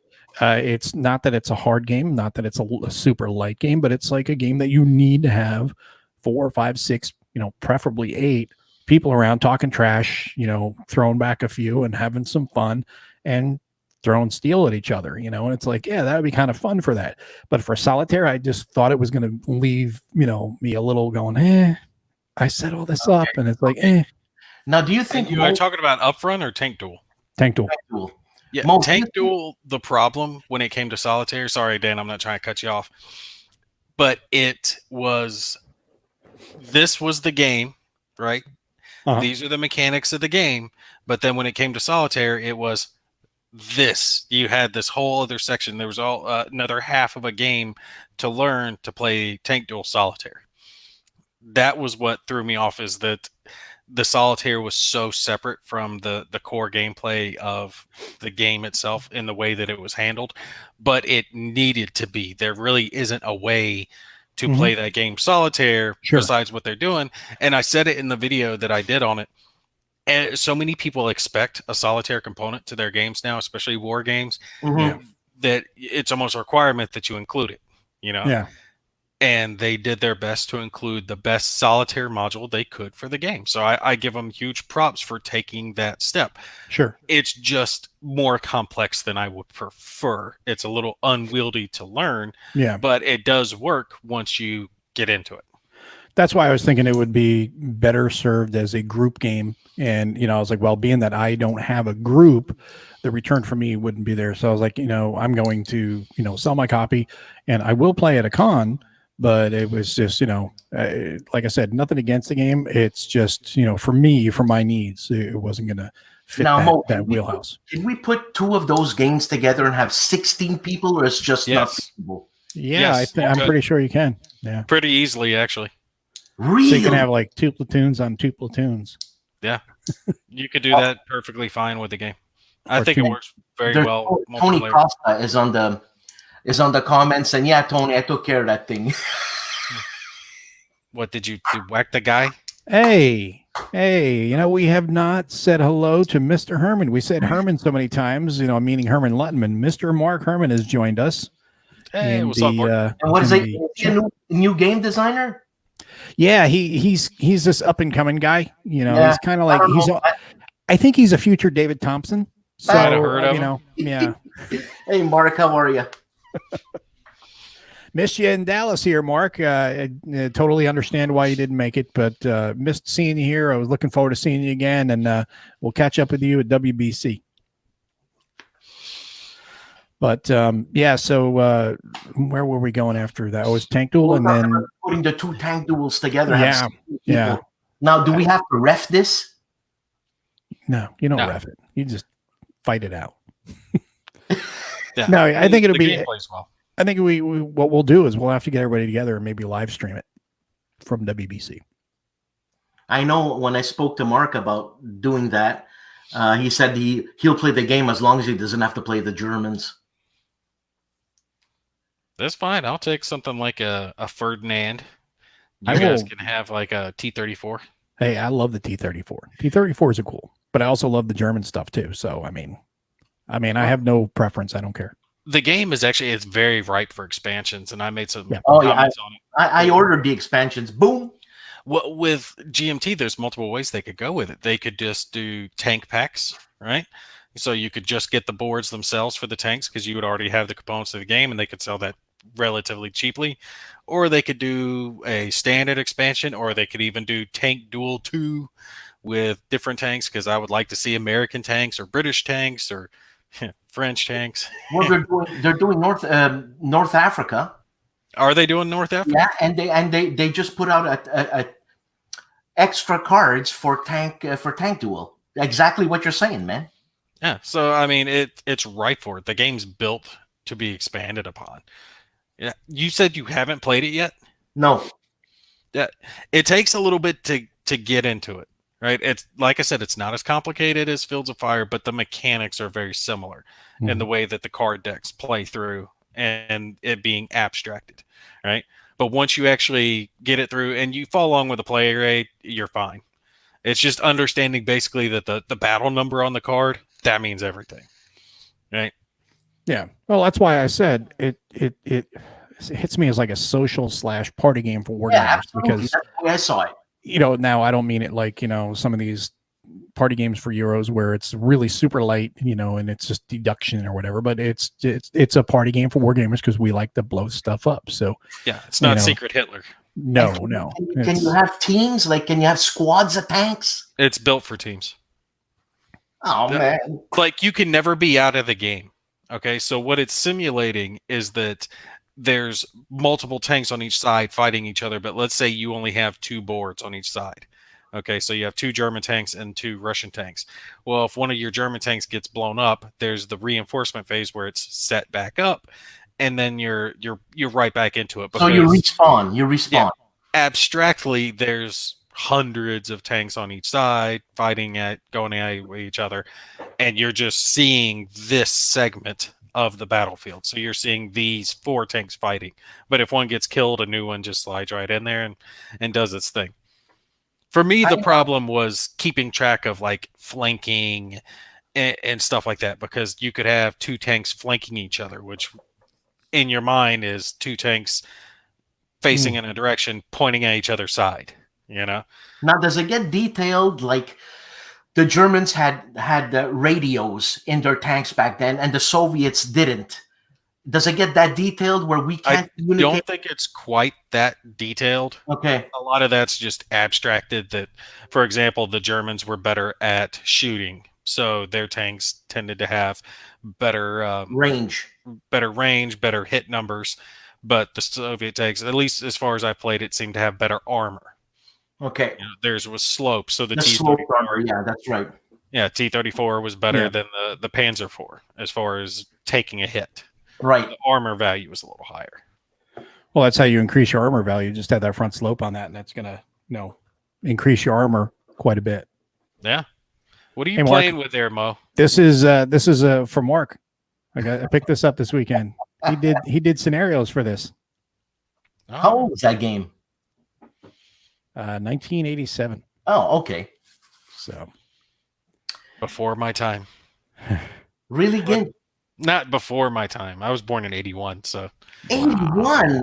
Oh my God. The stuff I was doing in 81, man. a lot of drugs, tripping acid.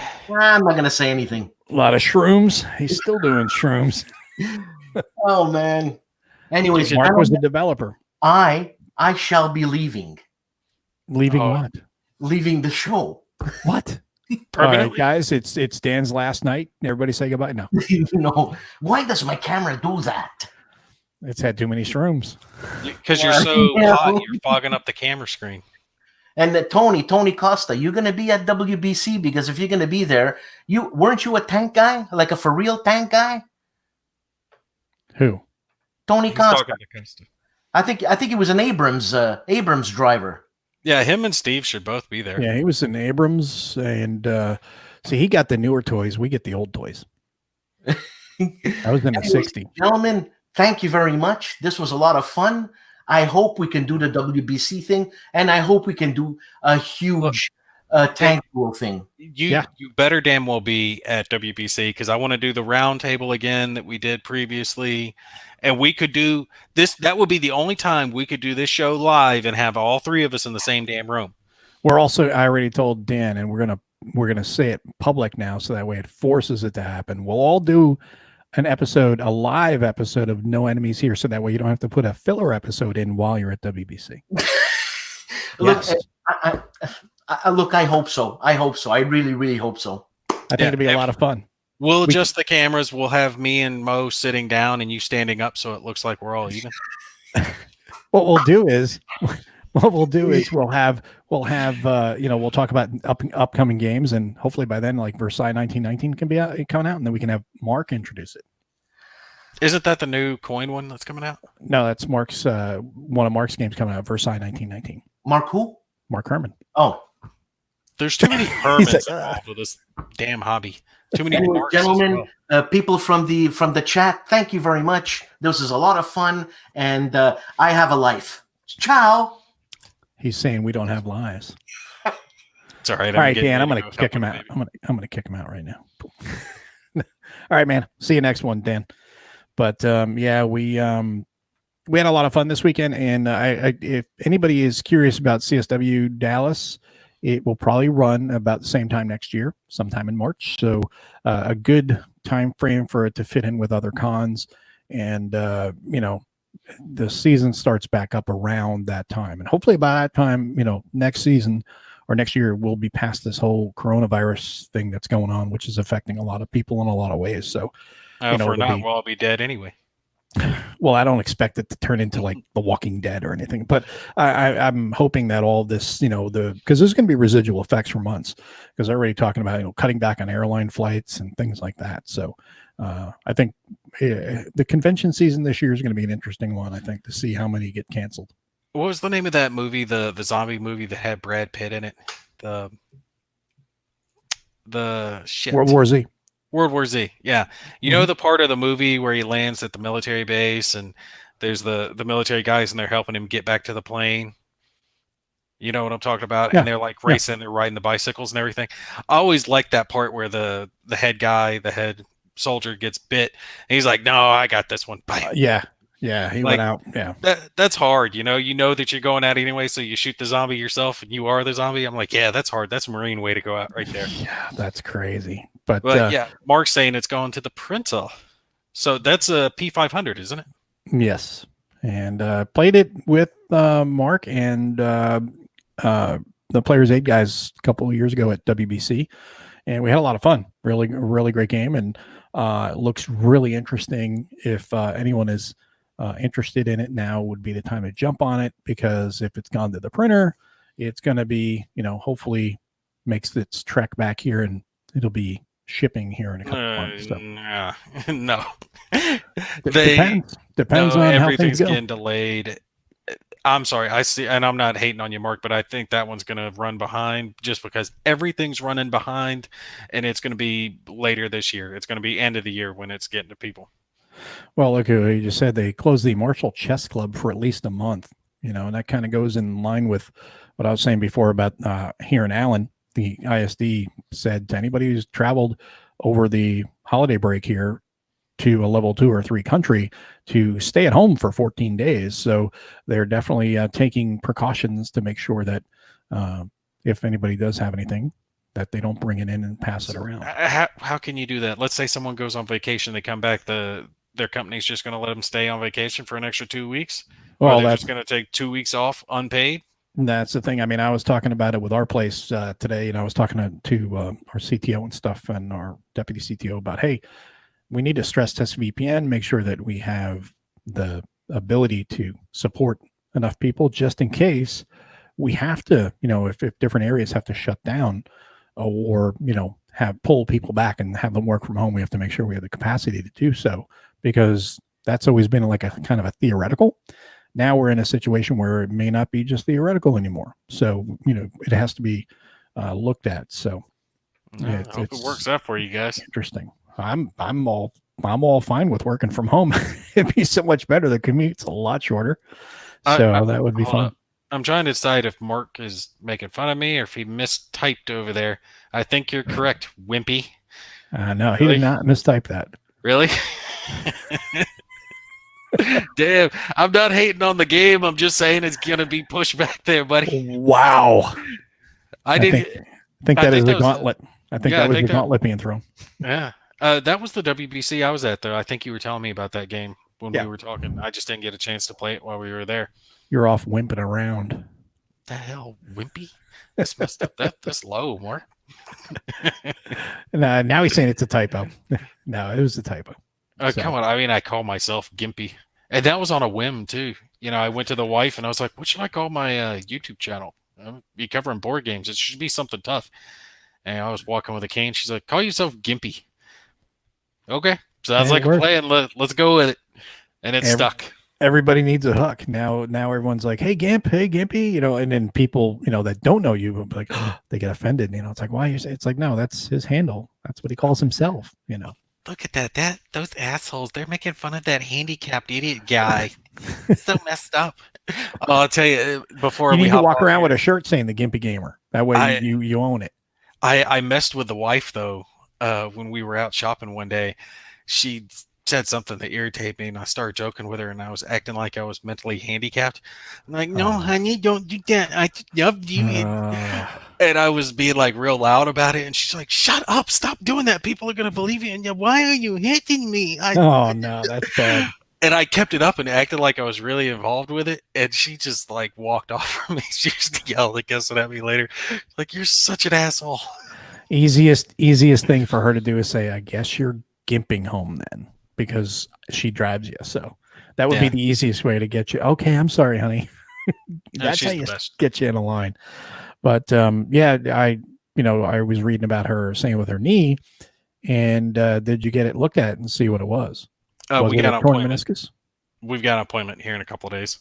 Okay. Take her to the doctor. One of our friends is a nurse, and she checked it out this evening for us. Mm-hmm. And she couldn't tell us what it was, obviously, but she's like, yeah, there's something wrong. It's grinding, and she can feel all the fluid that's on her knee. So I'm trying to help her out as much as possible with the kids for now. There you go. And John says, no, handicap is grabbing a scooter at Costco and sanding the backup horn. So and then Robert says, I'll gladly pay you for a cheeseburger Tuesday. Another wimpy reference. But so that's the plan. Hopefully we'll all be at WBC. That's the plan right now. And if we are, I would love to do a live, if possible, live stream of Tank Duel. If not, we'll film it and we'll post it. And then we'll definitely do a Whiskey Charlie there. Hopefully we'll also get to do a roundtable with everyone again. And I've been pushing Dan to do a live No Enemies Here show. We'll all just film it there, and mistakes be damned. We're just gonna roll with it and have fun. Yeah. Now that means it probably won't come out first thing Saturday morning, though. That's why I never bothered to set a schedule. I'm like, look, if I'm doing this, I'm on my own schedule. That's one of the benefits of it. And I put out so many videos anyway. No one can complain I'm not putting something up for them. But I'm not going to tell anyone it's definitely going to be up Saturday or it's definitely going to be up Friday. Nope. I'm just going to work on my own pace. I've got 3 young kids. You'll get it when I get it up. Yeah. Well, Mark says he'll play Tank Duel online. I take it Mark's not going to be coming this year. And then John says, I really want to go, but board game championships is what scares me. Why are you afraid of championships? Are you thinking you are not worthy of going there, John? You don't have to play competitively. It's just going and having fun and talking to everybody. I rarely ever play a game competitive. I usually lose, and because I'm having fun poking around in the system and seeing what the designer intended. I like to see, hey, what does this do? What does that do? What does this do? Some people, there's a lot of people look at a game, they try to figure out, they try to math out the problem or try to look for the way to win. That doesn't mean I don't take games serious. I do, but I'm there to have fun and experience the game. I want to appreciate all the different pieces of the game that the designer threw in there. And at the same time, when I'm playing with people, we're all laughing and joking anyway. So it's there for the fun and fellowship. Well, Mark is going to be there. That's a good thing. Excellent. Yes, we're going to have pretty much everyone there as long as David comes through and doesn't back out. Oh, that's awesome. Mark says he will be in on the live Tank Duel playing. Whatever you young guys call it. Yeah. Now that would be cool. That would be real cool. And there'll be a lot of trash talk, a lot of whiskey, a lot of fun. And I think we will definitely have a good time. But John now is saying he just wants to play not winning the trophy like we were talking about. And then that's most of what people are doing. Yeah, I just assumed there's a room full of ASL players with shotguns. No, there's none of that. There are some, there's a ton of different competitive games that you can play in. You can jump into any of the competitive games that you'd like to, the tournament play, and people do win, and there are some people that go there to win, and they're really good at those games, and that's fine. That's an option at WBC, but it's. Don't get hung up on the championships part of it. Go there for the world board gaming. It's just a great group of people, great facility, a nice big and remote. So a lot of fun. Yeah. The closest Walmart's like half an hour away from the place. Yeah. So if you're going to drive in, make sure you stock up first and then have a lot of fun. It's a flight into Pittsburgh and then a long drive out to the location. But a lot of good fun, and you'll see all of us there, and you can all get dazzled over, oh, it's that gimpy guy. It was cool actually getting to put names with faces, people I've been talking to for a while. And now that, I've been doing it so much longer and gotten bigger, I'll be more confident there and feel like I'm actually worth going up and sitting down to some of the designers like, all right, tell me about this. What's your game? What you got going on? When I first went there, I didn't have that mentality. Plus, it was the first convention I'd been to, so I was just kind of taking it all in. Now I've got more of a game plan. Plus, I've got better equipment, so I'm like prepped across the board. I've got nice mics, nice cameras, nice. I've got lighting, but I'm not gonna bring the lighting with me. I'm just gonna hope the lighting's good. Love my microphone though. The MV88. It's called a Shure. Huh. Nice. See it. This thing actually works really, really well, and it'll plug into like an iPhone or to your computer. Okay. Whichever way you want to go with it. But freaking love this. I finally got it working for my computer and was able to do voiceovers and all that other crap because I had a cheap one, and that's what I use for, unfortunately, for David Thompson's the Kickstarter little short video I did for his Kickstarter, and that's why the sound was so bad. And now that when you use that cheapy one, it's like, and that's what this is what you make this move here, and then you get that constant scratch. But it had so much digital distortion to it because for some reason it would record at such a low volume. I had to crank the audio gain up by like 50 to get it to where you could actually hear me. But then it's just like this digital robot-y sound with it. It was bad. Yeah, I mean that happens, but. It depends on the type of equipment you're using, what you're using it for. And, when you're on location someplace, it's a lot harder because you're also not only dealing with the equipment, but you're dealing with the acoustics of the location as well. I mean, when you think about what we did a couple of years ago, it was just literally a phone on a tripod and your mic. And, we just had fun with it, but everybody seemed to enjoy it. And hopefully we'll be able to do it in better lighting this year, a little bit more, cozier. Yeah. Well, David's going to bring some of his equipment, and I'll have some of mine, so we should be fine as far as all that's concerned. And you'll have your stuff. Yeah, and then we'll have Uva, and me. We're kind of killing that crown, and it just got sillier and sillier as the night wore on, and the crown went down. Yeah, I'm drinking with you this year, though. Nice. I said I don't drink too much, but I'll make an exception for Outstanding. WBC. And the wife will be with me, so if I have a seizure, yeah, I'll live.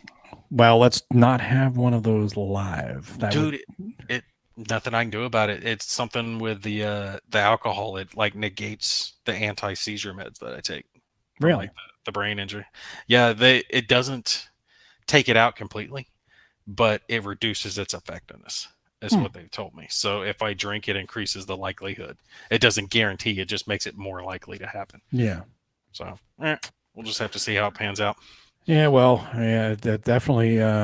That's one of the difficulties. That the effects of the TBI and stuff like that, and hopefully they'll come up with something better over the years that can treat that better. No, the one other thing they've offered to me is having that electrode thingy put in, kind of like a pacemaker, except they'd be putting it in the brain. And would you let the VA cut into your brain? No. No. Nope. No, that's Hell okay. no. Right now, Hard I can pass. walk. I can talk. Yeah. I can handle wifey business. Yeah, no, that would not be. I would not want to take that chance. I wouldn't. I don't think I'd want anybody poking around in my brain, because I'd be afraid. They'd open up the head and they'd be like, "Wow, holy crap, it's smaller than I expected," and then they'd lose it. If it were a severe like quality of life thing, like Sure. if I were having like 2 or 3 grand malls a day, okay, I consider it.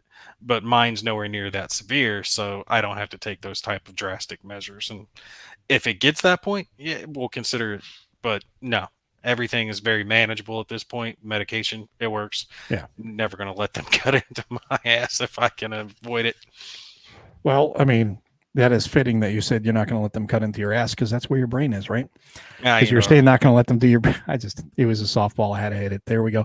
And Jeff says, "Hey man, Mo, you put my philosophy of gaming so well. Having fun and fellowship is paramount, and it's true. And that's where anybody that's looking at coming to WBC or any convention, please do not let the convention scare you, and don't come up to, if you see any of us, come up to us, say, hey, I'm so and so. Awesome. We're going to welcome you. And if you need any help getting around the convention, or, because it's your first time there and you don't know the facility, hey, tag along with us. We'll hang out, we'll all have fun. And that's what it's all about. We're here for a short period of time in our lives. So don't be jerks, just be cool and have fun together. And let's all just have the best time we can when we're at conventions, and forget about work. That's what it's all about. No, I agree with you, Ben. All right, but I'm going to call it at this point. That's what I was going to do too. I was going to say that we're going to, call it a night here. We've been on for almost 2 hours. So I really appreciate everybody coming in tonight. Let me say one other thing before we hop off, just for those of you guys watching. So if you're watching, you do get a little heads up bonus.